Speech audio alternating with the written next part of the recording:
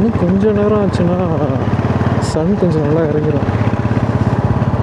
அப்படியே சூப்பராக இருக்கும். ரொம்ப கோல்டனாக இப்போ தான் ஆக்சுவலாக ஒரு 5 மணி வெயில். அதனால் சூரியனுக்குள்ளே கொஞ்சம் மேலே இருக்கிறாப்புல. கொஞ்சம் மேலே இருக்கிறனால கண்ணு உமர கூசுது, கண்ணு கூசுது.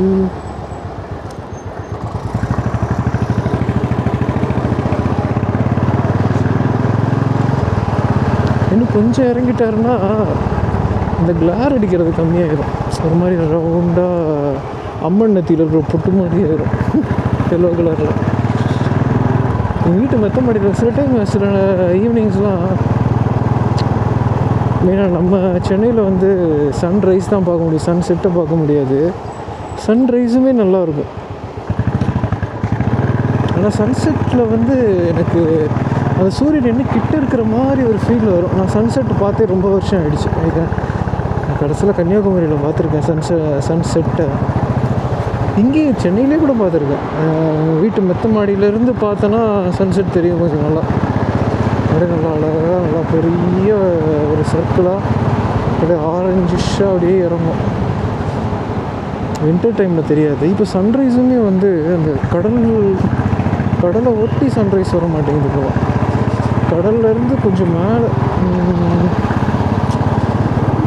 ஐ மீன் அந்த கடல்லேருந்து எந்திரிக்கிற மாதிரி இருக்க மாட்டேங்குது. கடலுக்கு மேலே இருந்தால் எந்திரிக்குது. கடலுக்கு மேலே ஒரு கொஞ்சம் கேப் விட்டு அப்புறம் நடுவில் பாதியிலேருந்து எந்திரிக்குது. அது எப்படி விஷுவலாக நமக்கு அப்படி கன்வே ஆகுதுன்னு தெரில. ஃபார் எக்ஸாம்பிள் இப்போ ஒரு கடல் இருக்குது. கடல் எங்கே முடியுதோ அந்த பாயிண்ட்லேருந்து சூரியன் உதிக்குது அப்படின்னா நமக்கு அந்த ஃபுல் செமி சர்க்கிள் அந்த மாதிரி தெரியும். ஆனால் கடல் முடிகிற எல்லை வேறு, அதுக்கு நடுவில் ஒரு கேப் இருக்கும், அதுக்கு மேலே சூரியன் உதிக்கும். அந்த கான்செப்ட் எப்படின்னே எனக்கு புரியலை. அது எப்படி அது பண்ணுது அப்படின்னு.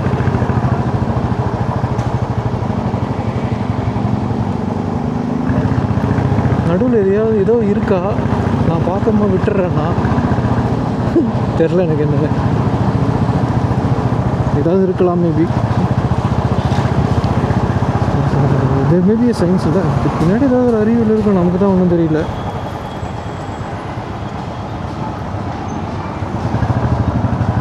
இன்றைக்கி ஆஃபீஸில் உட்காந்துருக்கும்போது இந்த நினைத்து பார்த்தேன் பாட்டு வந்து மண்டையில் அப்படியே ஓடிக்கிட்டே இருக்குது. எனக்கு வந்து கேகே வெர்ஷனோட பாட்டு தான் பிடிக்கும், மேல் வெர்ஷன் தான் பிடிக்கும். ஃபீமேல் வெர்ஷன் வந்து அந்தளவுக்கு பிடிக்காது. ஸோ நான் நினைத்து பார்த்தேன் பாட்டு கேட்டாலே நான் எப்போவுமே கேகே வெர்ஷன் தான் கேட்பேன். ஸ்ரேயா கோஷல் வெர்ஷன் கேட்க மாட்டேன். சரி, இன்றைக்கி ஒரு சேஞ்சுக்கு ஃபஸ்ட்டு நம்ம ஸ்ரேயா கோஷல் வெர்ஷனை கேட்போம், கேட்டுட்டு கேகே வெர்ஷனை கேட்கலாம் அப்படின்னு நினச்சேன். இப்போ நம்ம சாப்பாடு சாப்பிட்றோம், இப்போ கல்யாண வீட்டுக்கு போகிறோன்னா பந்தியில் நிறைய வைப்பாங்க. அதில் நமக்கு பிடிக்காத காய்கறியை முதல்ல சாப்பிட்டுட்டு எது நமக்கு ரொம்ப பிடிச்சிருக்கோ அது லாஸ்ட்டாக சாப்பிடுவோம்ல, அந்த மாதிரி. ஸோ ஃபஸ்ட்டு நம்ம ஸ்ரேயா கோஷல் கேட்டுட்டு அதுக்கப்புறம் கேகேவை கேட்போம் அப்படின்ட்டு நான் கேட்டேன். எனக்கு வந்து கேகே தான் அப்பயும் பிடிச்சிருந்தது. கொஞ்சம் டீப்பாக நான் வந்து இன்றைக்கி தான் வந்து அந்த பாட்டை கேட்டேன். எனக்கு எப்படி ஃபீல் ஆச்சுன்னா, கேகே வெர்ஷன் வந்து ஒரு மாதிரி ரொம்ப ஒரு மாதிரி எல்லாத்தையும் இழந்தவன் பாட்டுனா எப்படி இருக்கும். அந்த பாட்டில் வந்து ஒரு நம்பிக்கையே இருக்காது.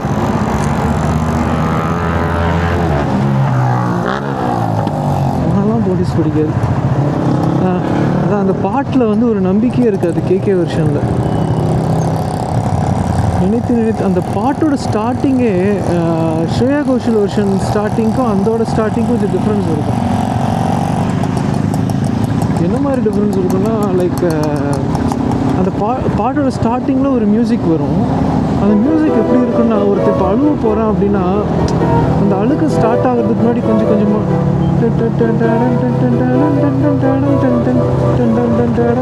அந்த மாதிரி வரும் இல்லையா இந்த பாட்டு. மியூசிக் ஸ்டார்ட் ஆகிறது அந்த அழுக வர்றதுக்கு முன்னாடி கொஞ்சம் லைட்டாக அப்படியே தேங்கி சடனாக வெடிப்போம் அழுகு. அந்த மாதிரி அந்த மியூசிக் இருக்கும். லைக் அந்த அழுகையவே இவன் வந்து மியூசிக்காக காட்டியிருக்க மாதிரி எனக்கு அது ஃபீல் ஆச்சு.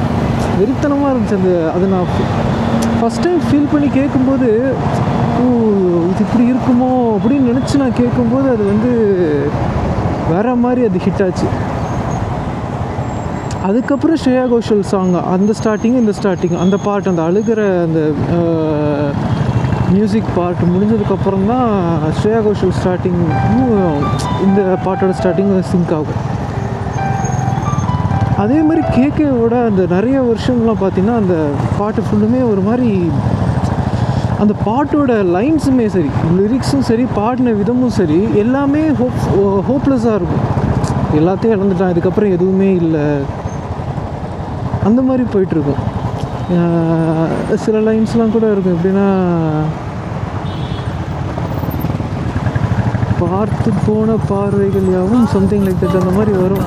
அறைகள் முழுக்க எங்கென்று கேட்கும், அந்த மாதிரி வரும். நான் என்ன சொல்லுவேன், அந்த அறைகள்லாம் கேட்டால் அந்த ரூம்ஸில் இருக்க லைட்ஸ்லாம் கேட்குமே, நீ எங்கேன்னு உனக்கு வாய்ஸ் எங்கேன்னு கேட்குமே, நான் என்ன பண்ணுவேன், என்னன்னு சொல்லுவேன் அப்படின்னு கேட்பான். அதே மாதிரி என்னோடய கையில் அந்த வார்த்தை தர உன்னோட கை இல்லையே அப்படின்னு பாடுவான். கூட வர நிழல் வந்து இப்போது தீயில் எரிஞ்சு போச்சு அப்படின்னு பாடுவான். சாம்பல் கரையும் உருவம் கரையுமா அப்படின்ட்டு ஒரு சாம்பல் கரையும் தெரியும், ஆனால் உருவமும் கரையுமா அப்படின்ற மாதிரி பாடுவான். அந்த லைன்ஸ்லாம் அந்த மாதிரி இருக்கும் இந்த கேகேவோட வெர்ஷனில். அதே மாதிரி அவர் பாடுற அந்த ஹை நோட் எடுப்பார், ஒரு மாதிரி ஹையாக. இந்த சித்து ஸ்ரீராமும் சும்மா ஒரு ஹை நோட் எடுப்பார்ல, அந்த மாதிரி கேகேவும் இந்த பாட்டில் ஹை நோட் எடுப்பார். ஆனால் அந்த ஹை நோட் எதுவுமே ஹையாக இருக்காது, ஹையாக இருக்கும், ஆனால் அது ஏதோ ஒரு மாதிரி சோகத்துலேயே இருக்கும். அந்த ஹை வெறித்தனமாக அந்த பாட்டை வந்து கேகே டெலிவர் பண்ணியிருப்பான். அந்த பாட்டை ஒருத்தன் இப்போது லவ் ஃபெயிலியர் இப்போ ஆகிட்டு கேட்குறான் அப்படி இல்லைன்னா செவஞ்சரின் போக்காளி படம், அந்த படத்தோட இம்பேக்ட்டு பயங்கரமாக இருக்கும். இப்போ அந்த படத்தை பார்த்துட்டு அந்த படத்துலேயே இந்த பாட்டு வரும், ஆனால் நான் அந்த படத்தை பார்க்கும்போது இந்த பாட்டு கேட்டிருக்கேன், ஆனால் எனக்கு அப்போ இந்த ஃபீல் வந்ததில்லை. பட் இப்போ நான் கேட்கும்போது எனக்கு அந்த படத்தோட ஸ்டோரி, அது எண்டிங் எப்படி இருக்கும் அப்படிங்கிற அந்த ஒரு ஞாபகமும் மனசில் வரும்போது, அது அந்த ஒரு சோகம் வித் இந்த கேகேவோட சிங்கிங், இவனோட மியூசிக்கில் அப்படி கேட்கும்போது ஒரு மாதிரி எதையோ என்னடா அது இப்படி எழுதியிருக்கான், ஏன்டா சோகமாகிறோம், அந்த மாதிரி இருந்தது. அந்த பாட்டு முடியும் போது, கேகே வெர்ஷனில் முடியும் போது, ஒரு தருணம் முதலினில் என்னது சம்திங் ஒரு தருணம் எதிரினில் தோன்றுவாய் என்றே வாழ்கிறேன், எப்பயாவது நீ என் கண்முடி வந்துடுவ, அதை நம்பி தான் நான் வாழ்ந்துட்டுருக்கேன் அப்படின்னு அந்த பாட்டு முடியும். என்ன மாதிரி அவங்க யோசிச்சிருக்கானுங்கன்னா, இதுக்கு மேலே யாரும் எழுத முடியாதுடா, பாடலாசிரியர் யாருன்னு எனக்கு தெரிஞ்சால் நல்லாயிருக்கும். அது ஆமாம், அது இப்போ தான் எனக்கு ஞாபகம் இருக்குது, நான் போய் பார்க்கணும் யார் இந்த பாட்டை எழுதுனா அப்படின்னு. இந்த பாட்டு கேட்டுட்டு சரி அடுத்து நம்ம ஸ்ரேயா கோஷல் பாட்டு கேட்போன்னு கேட்டுறேன். ஸ்ரேயா கோஷல் பாட்டு கேட்கும்போது அது வந்து அப்போ தான் எனக்கு அது அந்த லிரிக்ஸை கவனிக்கிறேன். சரி இதில் இப்படிலாம் லிரிக்ஸ் இருக்குது, ஸ்ரேயா கோஷல் சாங்கும் இதே லிரிக்ஸ் தான் இருக்குமா, நான் அந்த டிஃப்ரென்ஷியேட் இதுக்கு முன்னாடி பண்ணதில்லை. ஏதோ டிஃப்ரென்ஸ் இருக்குன்னு தெரியும், பட் இந்த அளவுக்கு நோட்டீஸ் பண்ணது இன்றைக்கி தான். இன்றைக்கி எப்படின்னா, நான் அந்த ஸ்ரேயா கோஷல் சாங்கில் வந்து இன்னும் அந்த கேகே வெர்ஷன், இந்த சோகமான இந்த கேகே பாடின பாட்டுக்கு ரிப்ளை தர மாதிரி இருக்கும்.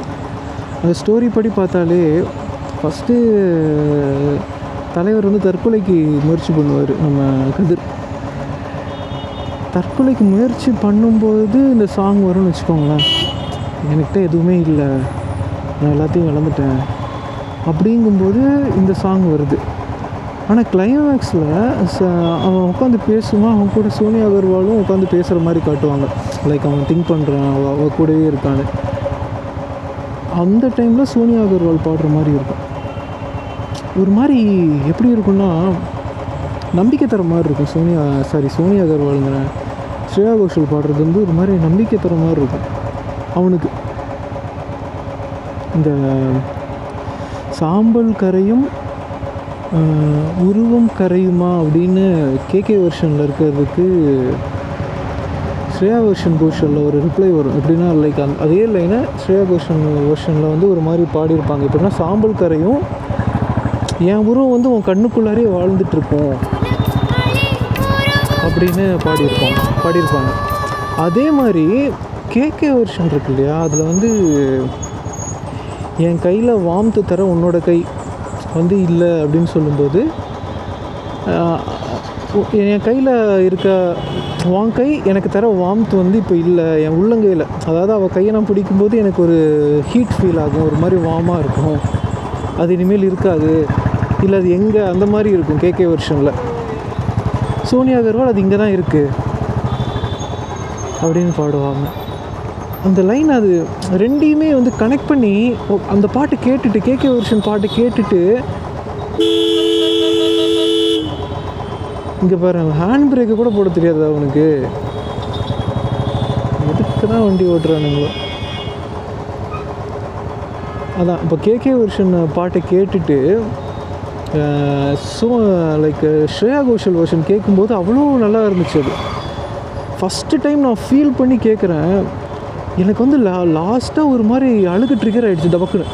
சில சீன்லாம் ஒரு மாதிரி எமோஷனல் ஆகி அந்த கண்ணு விளிம்பில் வந்து கண்ணீர் நிற்கும் தெரியுமா, அந்த மாதிரி எனக்கு டபக்குன்னு வந்து கண்ணீர். அந்த ஒரு ஐயோ என்னடா இவ்வளோ சூப்பராக இருக்குது, லைக் இவ்வளோ லவ்வாக பாடியிருக்காங்க. லைக் மறுபடியும் பாருங்களேன், ஹேண்ட் பிரேக்கு போட தெரியாது. யாரா அவன்? திரும்பி என்ன வர பார்க்குறான். ஒரு நல்ல ஃப்ளோவில் போயிட்டு இருந்தேன், எடுத்துட்டாங்க.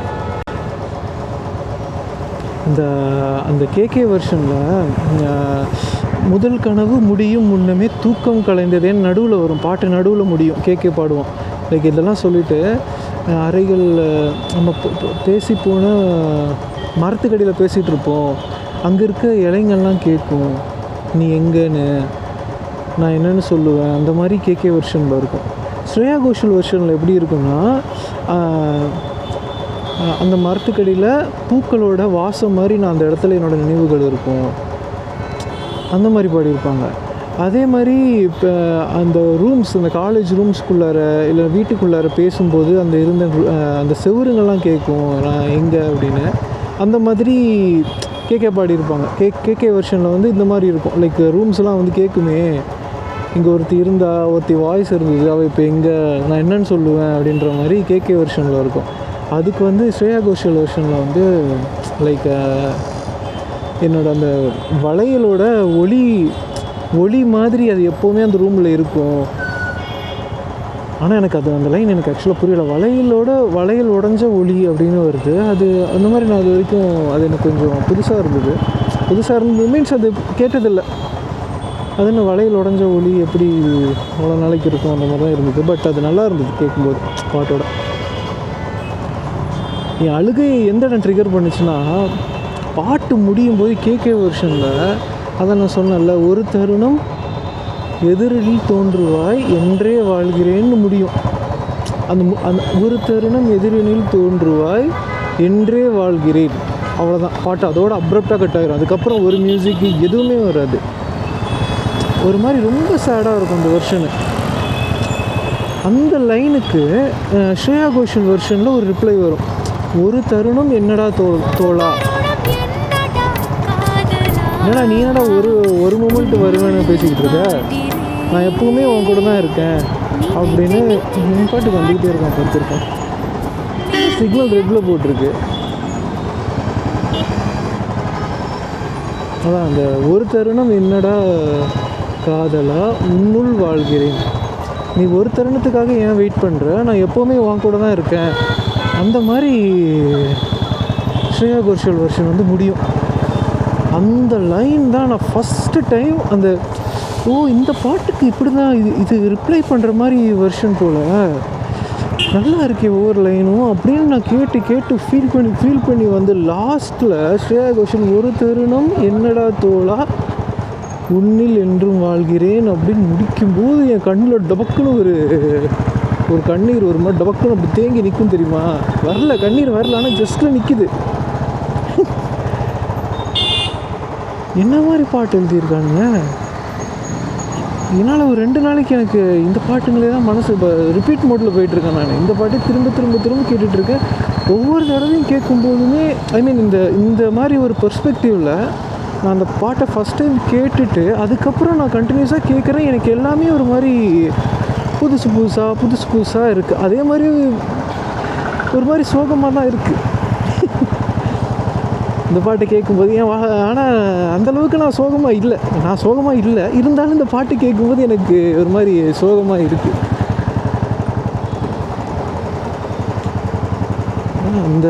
அந்த டைமில் வந்து வெறித்தனமான ஒரு ஆல்பம். அந்த பாட்டு மட்டும் இல்லை, இந்த படத்தில் நிறையா பாட்டு, எல்லா பாட்டுமே இப்படி தான் இருக்கும், சூப்பராக இருக்கும்.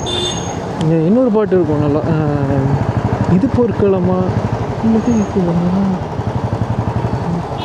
ஆமாம், இந்த இது போர்க்களமா பாட்டு தான். நான் இந்த பாட்டையும் கனா காணும் காலங்கள் பாட்டையும் கன்ஃபியூஸ் பண்ணிட்டேன். கனா காணும் காலங்கள் வந்து 2 பேருக்குமே ஒரு டைலமாக இருக்கும்.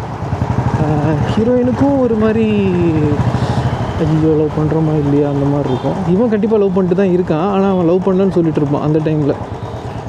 ஆனால் இது போர்க்களமா வந்து ஃபுல் அண்ட் ஃபுல் அந்த மேல் பெர்ஸ்பெக்டிவில் இருக்கும், ஹீரோ பெர்ஸ்பெக்டிவில் இருக்கும். அவன் அந்த பொண்ணு பின்னாடி சுற்றுறான், அந்த பொண்ணுனால இவன் என்னெல்லாம் அவஸ்தைப்படுறான் அப்படிங்கிறத ஒரு மாதிரி கவிதையாக அப்படியே அது என்ன சொல்லுவாங்க, ஊமைகளால் அப்படியே இந்த நினைத்து பார்த்தேன் அந்த மாதிரி இருக்காது அந்த பாட்டு. ஆனால் ரொம்ப எல்லாமே ரொம்ப ஸ்ட்ரைட் ஃபார்வர்டாக இருக்கும்.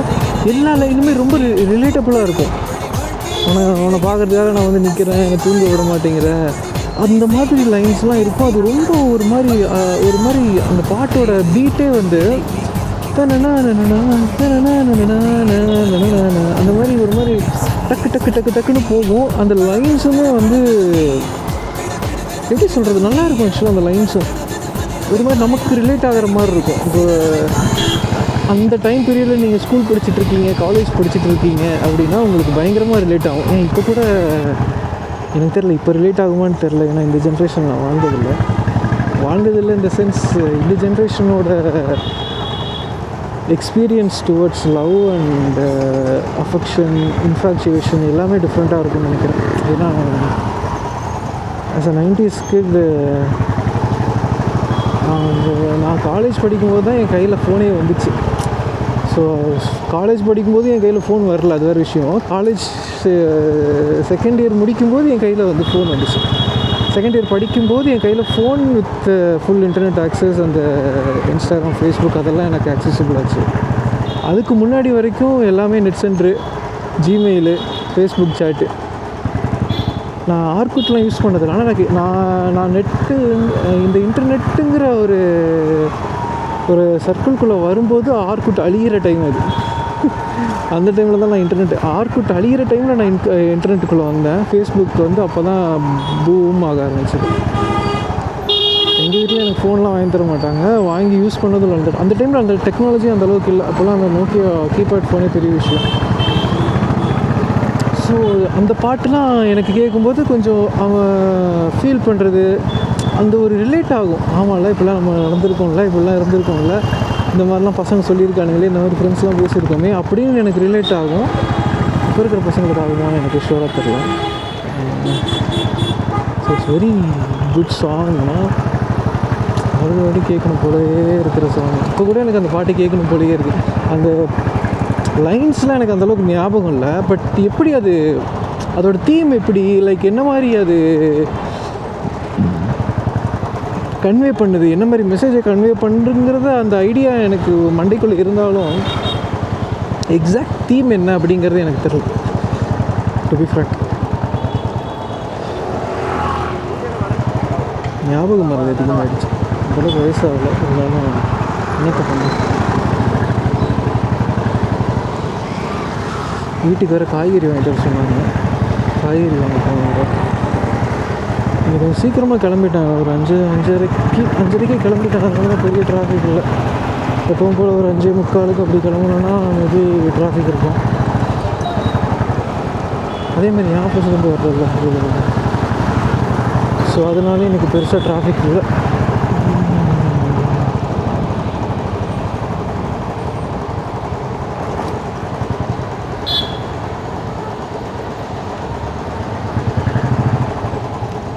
அதேமாதிரி இந்த செவன்ஜி படமும் அப்படி தான் இருக்கும். லைக் எப்படி சொல்கிறதுனா, எனக்கு அந்த படம் மறுபடியும் பார்க்கணுன்னு தோணும். எனக்கு இப்போ கூட அந்த படம் எனக்கு அந்த படம் வந்து சலிக்கவே சலிக்காது. செவன்ஜி ரெயின்போ காலனி சீரியஸாக சொல்கிறேன், எனக்கு பார்க்க சலிக்கவே சலிக்காது. ஆனால் பார்த்தேன்னா ஏன்டா பார்த்தேன். ஏன்னா அந்த படத்தோட அந்த இம்பேக்ட் வந்து அந்த மாதிரி கஷ்டமாக இருக்கும்ல. கிளைமேக்ஸு ஐயோ இப்படி ஆகிடுச்சு ஏன்டா இப்படி ஆச்சு, ஏன்டா செத்து தொலைச்சிங்க அப்படின்ற மாதிரி இருக்கும். அதனால எனக்கு அது இப்போ கூட எனக்கு அது இப்போ கூட போட்டால் நான் உட்காந்து அப்படியே உட்காந்து அப்படியே கொட்டை முடிச்சு பார்த்துட்ருக்கோம் நைட் ஃபுல்லாக. ஆனால் ஸ்டில் அது பார்த்தா ஐயோ பார்த்துட்டோமே ஏன்டா பார்த்தோம் இப்படி ஒரு கிளைமேக்ஸாக இது பண்ணுறோம். நான் லாஸ்ட் டைம் செவன்ஜி ரெயின்போ காலனி வந்து பார்க்கும்போது நான் கிளைமேக்ஸ் ஸ்கிப் பண்ணிட்டேன், என்னால் அதை பார்க்க முடியாது அப்படின்ட்டு. ஏன்னா அது ரொம்ப க்ளோஸ் டு ஹார்ட்டான ஒரு மூவி. நிறையா விஷயங்கள்ல அந்த படம் வந்து ரிலேட் பண்ணிக்கணும் நம்மளால.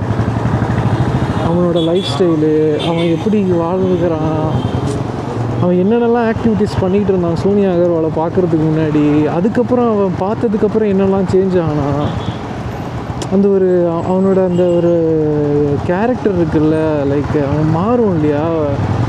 ஸ்டார்டிங்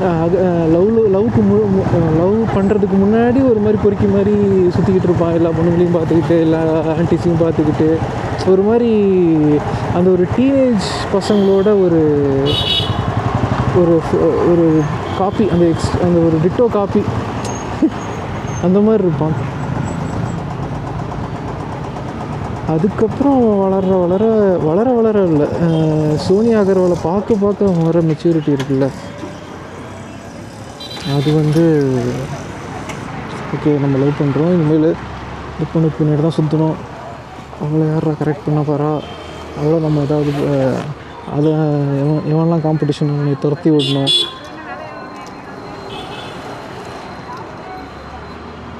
அந்த மாதிரி விஷயங்கள்லாம் வந்து நிறைய ரிலேட் ஆகும். சரி இது பார்க்க எடுப்போம். ஒரு கிழங்கு, மரவள்ளி கிழங்கு, இது ஏன் அப்படி இருக்குது, ஏன் அமுக்க மாட்டேங்குது. இது எடுப்போமா வேறு எடுப்போமா, இது எடுப்போம், இதுவும் எடுப்போம். 2 போதும், நான் மட்டும் தான் சாப்பிடுவோம். அதை வேறு என்ன காய்கறி வாங்கலாம், வேறு என்ன வாங்கலாம். உருளைக்கிழங்கு தீந்துருச்சுன்னு நினைக்கிறேன். கிழங்கா சாப்பிட்றேன், நல்லது தான், கிழங்கு தானே சாப்பிடலாம்.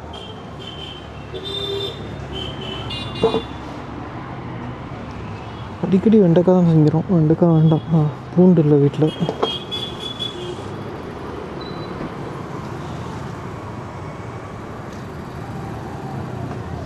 பூண்டு விலைலாம் ரொம்ப ஓவராக போயிட்டுருக்கு.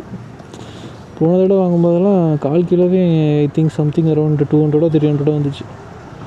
பூண்டாலே நம்ம பட்ஜெட் அடிக்குது. பூண்டே திங்கக்கூடாது போல இனிமேல்.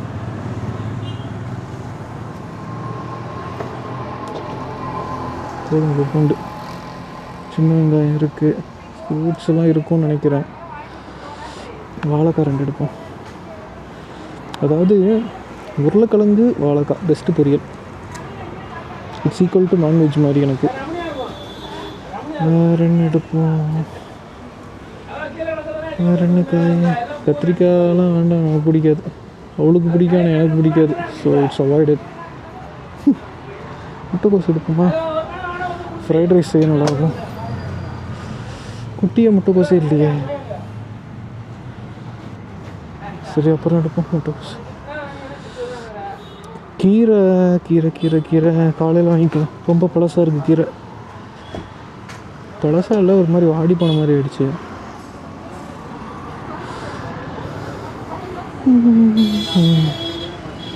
எல்லாமே ஒரு மாதிரி தான் இருக்குது. நைட்டு வந்தாலும் கிடைக்கும், ஆனால் அப்போ தான் க்ளீன் பண்ணுவான்.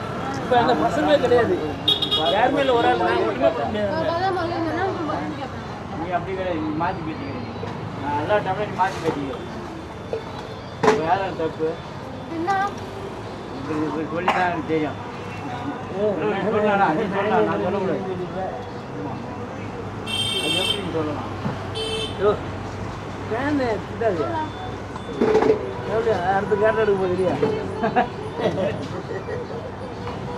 நீ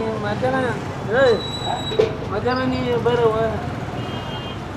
இஞ்சி இருக்கும் கொஞ்சம் வாங்கிக்கலாமா அவர்கிட்ட கேட்டு வாங்கிக்கலாம். உங்களுக்கு வேற காய் நிறைய வேணும்னா நீங்க சாயந்தரம் நைட் வாங்க, உங்களுக்கு என்ன காய்னாலும் வாங்கிக்கலாம்.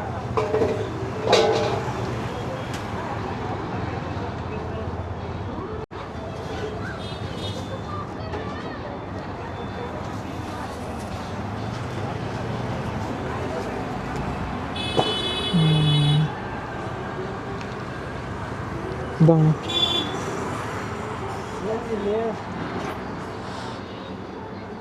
10 ரூபா இருக்குமா? என்கிட்ட 70 ரூபா இருக்கு.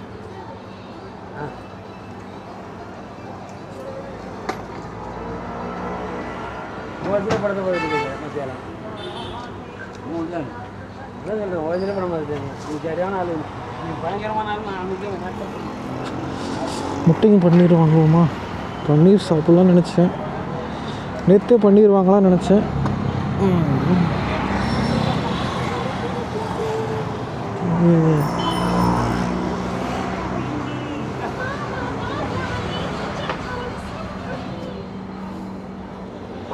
பன்னீர் பன்னீர் பன்னீர் பன்னீரை காணுமே.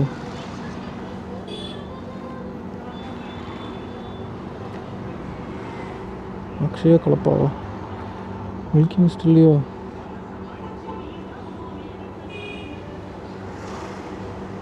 இந்த பன்னீர் பத்தாது நமக்கு. சரி முட்டை மட்டும் வாங்கிக்கோ, அப்புறம் பன்னீர் வாங்கிக்கலாம்.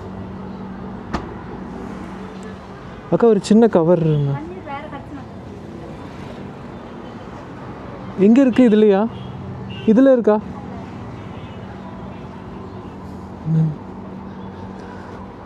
எங்கள் ஊரில் ஒரு ஹட்சன் ஃபேக்ட்ரி இருக்குது. 2 பன்னீரை போட்டு அடிக்க வேண்டியதான். ஒரு சின்ன கவர் முட்டை எடுக்குங்க.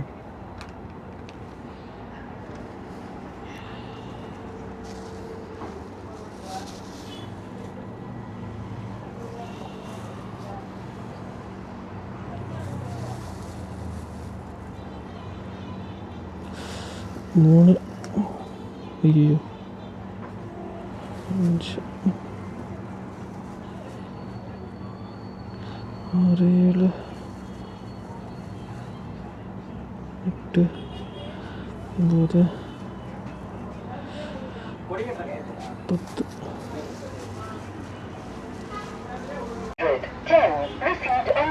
இன்னொரு கவர் இருக்குமா? தேங்க்ஸ்.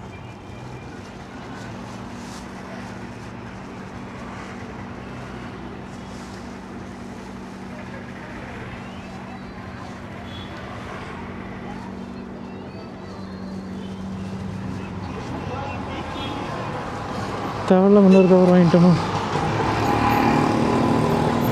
இது கூட அதை போடவே முடியாது. போடுவோம் இந்த சைடில் வைப்போம். இப்படி வச்சுட்டு இப்படி வச்சோம்னா I can at least protect for some time. வீட்டுக்கு போகிற வரைக்கும் வெடிக்காமல் பார்த்துக்கலாங்களா?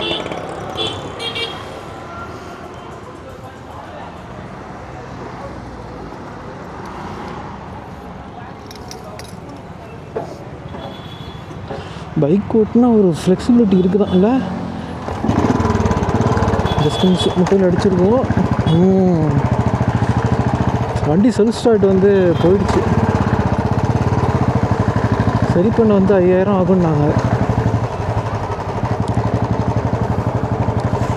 அப்புறம் விட்டுட்டோம். அப்படி சரி கிக் பண்ணாலே ஸ்டார்ட் ஆகுது, ஸ்டார்ட் ஆகிற வரைக்கும் ஆகட்டும் அப்படின்ட்டு விட்டுட்டேன். மனசும் வரமாட்டேங்குது இப்போது வண்டியை சரி பண்ணுறதுக்கு.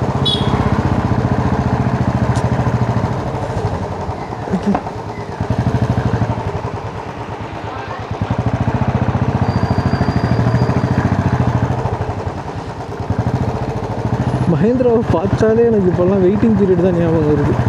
ஸோ இதோட போய் ஷோரூமில் போய் விசாரிச்சேன், சும்மா மஹேந்திரா வாங்கலாம், மஹேந்திராவில் ஏதாவது கார் பற்றி விசாரிக்கலாம் அப்படின்ட்டு. 3XO தான் போய் விசாரித்தேன் ஃபஸ்ட்டு. குறைஞ்சதே 6 மாதம் ஆகும் அப்படின்றாங்க. குறைஞ்சதே 6 மாதமா? என்னடா சொல்கிறீங்க? எங்கடா எனக்கு ஒன்றும் புரியலை. நான் கேட்டேன் அப்படியே எனக்கு வந்து இதாகிடுச்சு எனக்கு. ஆனால் மகேந்திரா வந்து கொஞ்சம் நல்ல பிராண்டு நம்ம இந்தியாவில் இப்போதைக்கு. லைக் நல்ல பிராண்ட்னா எப்படி சொல்கிறதுனா, இப்போது ரொம்ப டஃப் கொடுத்துட்டு வரானுங்க. நல்ல இன்ஜினோட நல்ல இன்ஜின் தரானுங்க. காரில் நல்ல நல்ல ஃபீச்சர்ஸோட கொஞ்சம் மாடர்னைஸ்டாக இருக்குது. ஸோ நம்ம மகேந்திரா பார்க்கலாம், பார்த்து ஏதாவது வாங்கலான்ட்டு ஆசையாக அங்கே போய் விசாரித்தா வாங்கலை அது வேறு விஷயம். பட் போய் விசாரிக்கிறோம்ல, சரி என்ன எப்படி இருக்குது, எவ்வளோ வேலை, வெயிட்டிங் பீரியட்லாம் என்னென்னு கேட்டால் மனசாச்சும் இல்லாமல் 6 மாதங்கிறானுங்க குறைஞ்சிது. இருந்தாலும் வாங்குறாங்க, அது வேறு விஷயம். 6 மாதம் வெயிட் பண்ணி அவன் கார் வாங்குறான்னு தெரியல. ஸோ ஓகே கைஸ், இன்னொரு நாள் பார்ப்போம். பாய்.